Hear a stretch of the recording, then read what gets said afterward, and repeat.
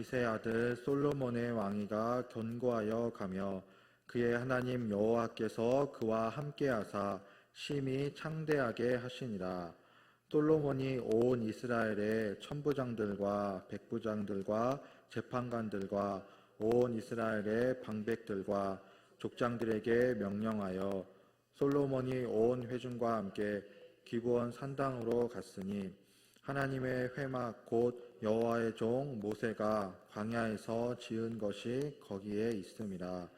다윗이 전에 예루살렘에서 하나님의 궤를 위하여 장막을 쳐 두었으므로 그 궤는 다윗이 이미 기럇 여아림에서부터 그것을 위하여 준비한 곳으로 메어 올렸고 옛적에 홀의 손자 우리의 아들 부살렐이 지은 놋 제단은 여호와의 장막 앞에 있더라. 솔로몬이 회중과 더불어 나아가서 여호와 앞 곧 회막 앞에 있는 놋 제단에 솔로몬이 이르러 그 위에 1000마리 희생으로 번제를 드렸더라. 그날 밤에 하나님이 솔로몬에게 나타나 그에게 이르시되 내가 내게 무엇을 주랴 너는 구하라 하시니 솔로몬이 하나님께 말하되 주께서 전에 큰 은혜를 내 아버지 다윗에게 베푸시고 내가 그를 대신하여 왕이 되게 하셨사오니 여호와 하나님이여 원하건대 주는 내 아버지 다윗에게 허락하신 것을 이제 굳게 하옵소서. 주께서 나를 땅의 티끌같이 많은 백성의 왕으로 삼으셨사오니 주는 이제 내게 지혜와 지식을 주사 이 백성 앞에서 출입하게 하옵소서.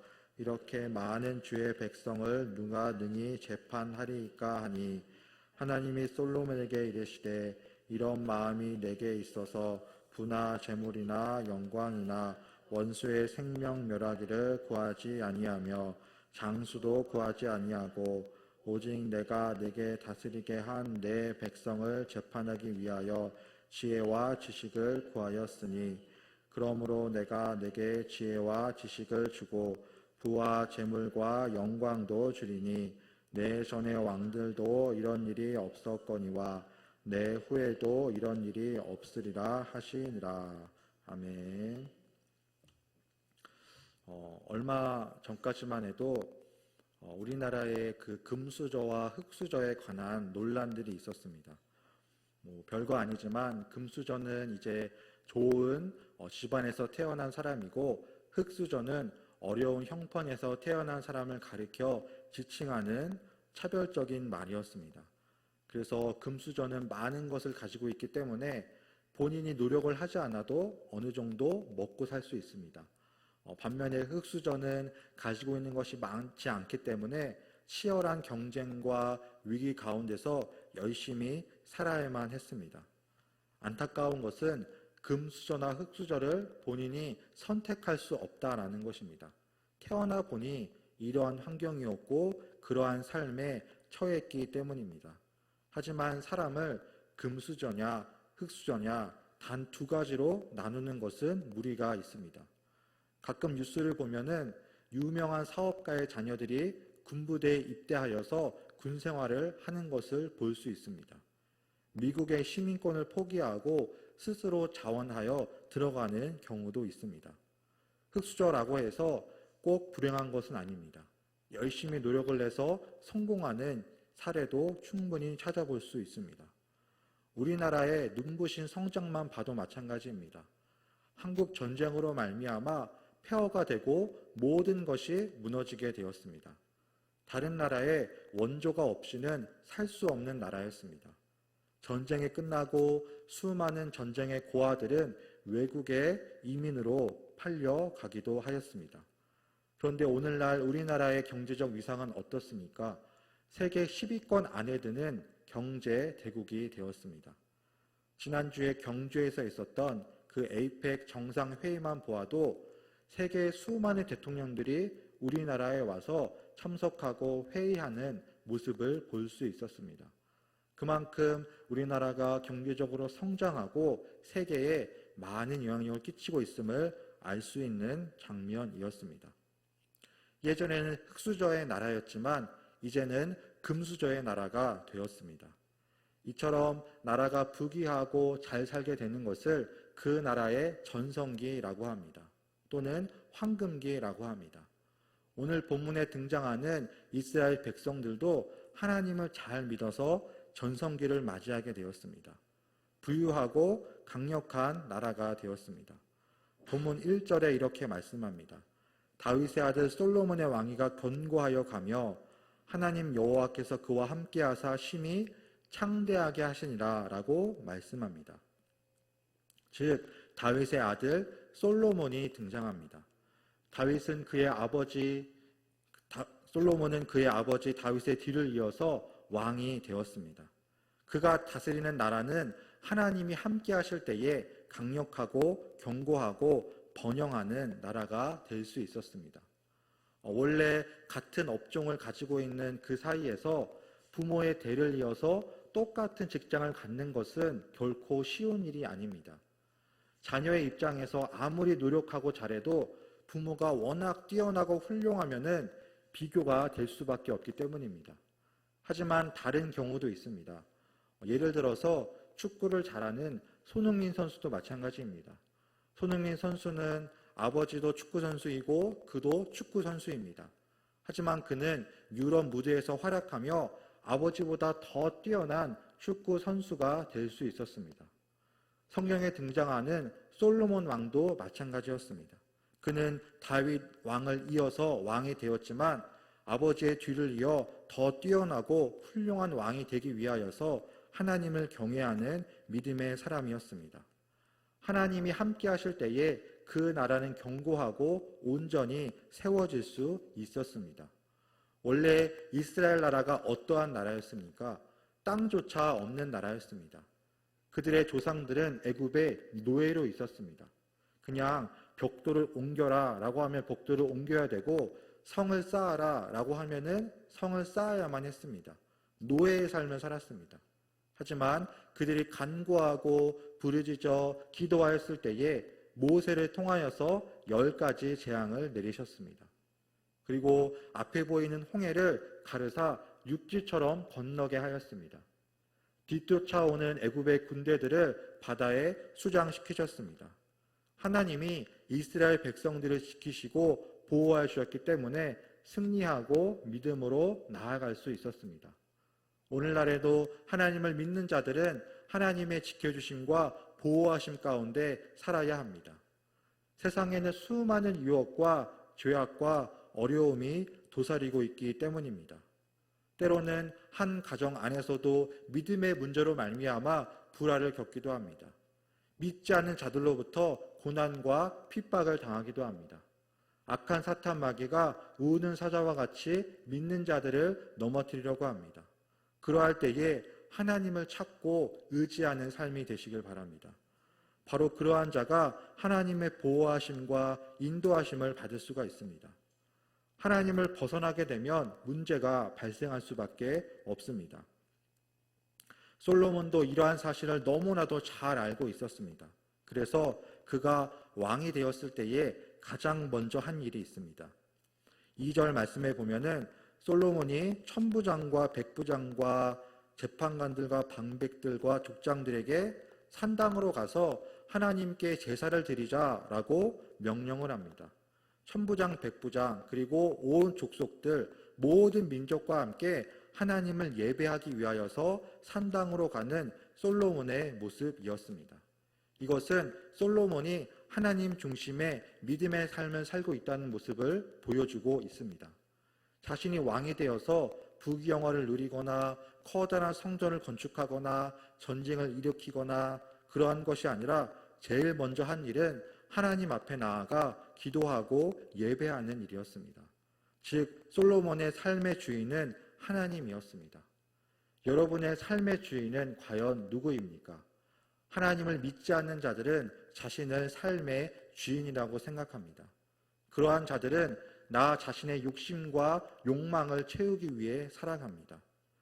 요새는 눈에 보이는 현금이나 신용카드뿐만 아니라 비트코인이라고 해서 온라인으로 돈을 벌기도 합니다. 주식에 투자하기도 하고 도박에 빠지기도 하고 또 보이스피싱에 빠져서 수많은 피해를 보기도 합니다. 하지만 하나님을 믿는 백성들은 달라야 합니다. 세상의 부귀영화나 우상이 아니라 하나님만을 경외하고 하나님이 내 삶의 주인이 되어 주실 때에 그 하나님의 인도하심을 받는 삶을 살아갈 수 있습니다. 먼저 나의 죄를 회개하고 정결한 마음으로 나아가시길 바랍니다. 그 십자가 앞에 회개하며 나아가는 자가 참된 구원을 얻고 영원한 천국 백성의 삶을 살 수 있기 때문입니다. 왕이 된 솔로몬도 제일 먼저 하나님과의 관계를 회복하였습니다. 본문 6절에 이렇게 말씀합니다. 솔로몬이 이르되 그 위에 1000마리 희생으로 번제를 드렸더라. 몇 마리의 희생으로 번제를 드렸습니까? 1000마리의 번제를 하나님 앞에 올려 드렸습니다. 즉 1000번제를 드렸습니다. 매우 많은 양이었습니다. 그만큼 솔로몬이 하나님을 사랑하고 경외하는 모습을 볼 수 있습니다. 1000번제는 오늘날로 말하자면 수백억, 수십억에 달하는 그러한 제물을 하나님 앞에 바친 모습이었습니다. 왜 솔로몬이 1000번제를 하나님께 드렸습니까? 자신의 욕심을 채우기 위해서입니까? 그것이 아니라 하나님 앞에 온전히 쓰임받는 왕이 되고자 하였습니다. 앞서 솔로몬은 아버지 다윗을 통하여서 어떻게 쓰임받는지 보게 되었습니다. 자녀가 부모의 모습을 보고 자연스럽게 배우는 것처럼 솔로몬도 다윗의 모습을 보면서 하나님 앞에 쓰임받는 왕이 어떠한 왕인지 깨닫게 되었습니다. 반면에 교만했던 사울 왕은 하나님으로부터 버림을 받아 비참한 죽음을 맞이하게 되었습니다. 구약시대에 나타나는 왕은 하늘에 나는 새도 떨어뜨릴 만큼 권위를 가지고 있었습니다. 강력한 통치를 하였습니다. 그런데 오늘날의 대통령은 어떻습니까? 국민들이 투표를 해서 민주적인 절차를 거쳐서 뽑습니다. 근데 구약시대에는 왕을 뽑을 때에 백성들이 뽑을 수가 없었습니다. 백성들이 내가 마음에 드는 사람, 내가 좋게 생각하는 사람을 왕으로 세울 수가 없었습니다. 하나님이 선자를 통하여서 세우시는 사람이 왕이 될 수 있었습니다. 솔로몬도 이 사실을 잘 알고 있었기 때문에 하나님께 쓰임받는 왕이 되기 위하여서 노력하고 번제를 드리며 나아갔습니다. 이처럼 솔로몬 한 사람이 하나님을 경외했을 때에 온 나라와 백성들이 하나님 안에서 평안하게 쓰임받을 수 있었습니다. 마찬가지로 내가 먼저 하나님을 믿음으로 말미암아 내가 속한 공동체가 하나님이 다스리는 나라가 되어야 합니다. 내가 하나님을 경외함으로 말미암아 내가 속한 가정과 직장과 일터와 그 공동체 안에서 하나님의 선한 영향력을 나타내는 삶이 되시길 바랍니다. 복음을 증거하는 삶이 되시길 바랍니다. 이를 위하여서 내가 먼저 하나님을 경외하고 하나님 앞에 믿음으로 나아가는 삶이 되어야 합니다. 두 번째로 솔로몬이 1000번제를 드린 이유는 이스라엘 백성들을 잘 다스리기 위함이었습니다. 본문 10절에 이렇게 말씀합니다. 내게 지혜와 지식을 주사 이 백성 앞에서 출입하게 하옵소서. 하나님께 1000번제를 드리고 하나님께서 솔로몬에게 물었을 때에 솔로몬이 간구한 것은 지혜였습니다. 자신에게 지혜와 지식을 주사 이 이스라엘 백성들을 잘 다스리게 해달라고 간구하였습니다. 부귀와 재물을 구하지 아니하였습니다. 오늘날에 러시아가 우크라이나를 침공하고 전쟁을 일으킨 것은 더 많은 부귀영화를 누리고자 함이었습니다. 강력한 나라가 약한 나라를 침략하여서 빼앗고 소유하기 위함이었습니다. 그러나 솔로몬은 그러한 일에는 관심이 없었습니다. 전쟁에는 관심이 없었고 영토에도 관심이 없었고 오직 자신에게 허락한 그 이스라엘 백성들을 잘 다스리기 위하여서 지혜를 간구하였습니다. 하나님은 이러한 솔로몬의 마음의 중심을 너무나도 잘 알고 있었습니다. 11절에도 부나 재물이나 영광이나 원수의 생명 멸하기를 구하지 아니하며 장수도 구하지 아니하고 라고 말씀합니다. 만일 여러분에게 소원을 물어본다면 어떤 소원을 말하겠습니까? 어떤 사람은 오래 살고 싶어서 장수를 구하는 사람도 있을 것입니다. 또는 부귀영화를 구하는 사람도 있을 것입니다. 오늘날로 말하자면은 강남에 몇백 평의 땅을 달라고 말하는 사람도 있을 것입니다. 투자를 해서 더 많은 돈을 벌 수 있기 때문입니다. 그러나 솔로몬은 겸손한 왕이었고 하나님 앞에 지혜를 구하는 왕이었습니다. 하나님은 솔로몬에게 지혜만 주실 뿐만 아니라 지혜 또한 주시고 부와 재물과 영광도 허락하여 주었습니다. 하나님을 믿고 섬기는 왕으로서 부와 재물과 영광도 필요한 것을 너무나도 잘 알고 있었기 때문입니다. 즉 구하기 전에 하나님은 솔로몬의 필요를 아시고 채워 주었습니다. 이처럼 먼저 하나님의 나라와 그 의를 구하는 삶이 되시길 바랍니다. 그리하면 그 모든 것을 너희에게 주리라 라는 말씀과 같이 먼저 주님의 나라와 의를 구할 때에 필요한 모든 것들을 채워주시는 하나님의 은혜가 있기 때문입니다. 이처럼 솔로몬 왕은 지혜롭게 백성들을 잘 다스렸습니다. 성경에 나와 있는 솔로몬의 재판도 마찬가지입니다. 어느 날 두 여인이 한 아기를 가지고 솔로몬 앞에 나와왔습니다. 그리고 두 여인은 이 한 아이가 각각 자기의 아기라고 주장하기 시작하였습니다. 얘기를 들어보니까 아기와 함께 낮잠을 자고 있었는데 잠에서 깨어보니 그 아기가 죽어 있었다라는 것입니다. 즉 다른 아기와 바꿔치기 당했다라고 주장을 하였습니다. 그래서 한 아기를 두고 서로 자기가 진짜 부모라고 주장하기 시작하였습니다. 그때 솔로몬이 어떠한 판결을 내렸습니까? 칼을 가지고 와서 이 아기를 반으로 나누어라. 그래서 각각 아이를 나누어 가져라 라고 판결을 하였습니다. 그러니까 진짜 부모는 울고 불면서 그 아기를 제발 살려달라고 간구하는 것이었습니다.